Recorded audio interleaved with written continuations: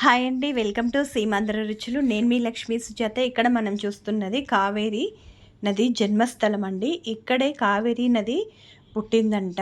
దీనినే తల కావేరి అని అంటారు. ఇది కర్ణాటకలో ఉంటుంది. మేము కూర్గుకు వెళ్ళాము.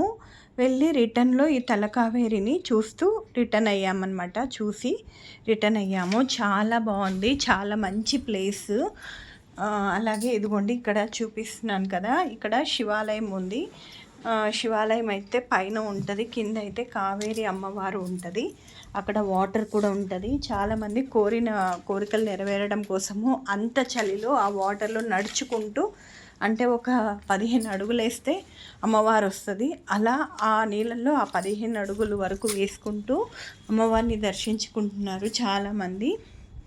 చాలా బాగుందండి. తప్పకుండా వెళ్తే విజిట్ చేయండి. నచ్చితే లైక్ చేయండి, షేర్ చేయండి, కామెంట్ చేయండి. ఆగండి, నా ఛానల్ని ఎవరైనా సబ్స్క్రైబ్ చేసుకోకుండా చూస్తుంటే సబ్స్క్రైబ్ చేసుకోండి. ఇదిగోండి అమ్మవారు, కావేరి అమ్మవారు. ఇక్కడైతే దగ్గర నుంచి తీసుకొని ఇవ్వలేదు. ఈ విధంగా ఉంటుంది కావేరి జన్మస్థలం అనేది. నచ్చితే తప్పకుండా లైక్ చేయండి, కామెంట్ చేయండి, సబ్స్క్రైబ్ చేయండి. Thanks for watching. Bye bye.